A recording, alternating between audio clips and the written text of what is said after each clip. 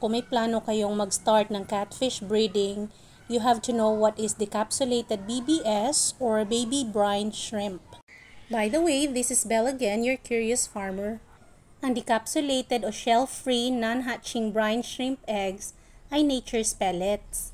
Kadalasan direktang pinapakain sa iba't ibang uri ng tropical fish kagaya ng ating hito. Ito ay nagbibigay ng mahusay na nutritional value nang hindi kailangan ng pagpapapisa nito. Ang panlabas na shell or karayan ay inaalis gamit ang isang concentrated chlorine solution. Ang prosesong ito ay nag-iiwan ng manipis na hatching membrane na nakapalibot sa hindi pa napipisa na buong brine shrimp embryo.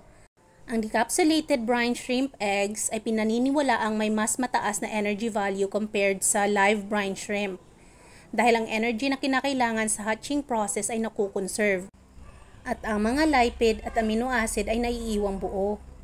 Simple lang din ang paggamit nito.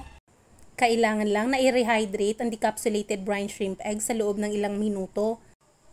Gamit lamang sariwang tubig o di kaya maligamgam na tubig.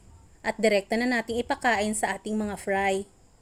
Tested and proven na po pala namin ito na mas maliliksi at mabilis ang paglaki ng ating mga hito or catfish fry. At saan ito mabibili? Abay syempre, salamat Shopee pa din. At kung nasubukan mo nang gamitin ang decapsulated BBS, maaari mo bang ibahagi ang naging resulta nito?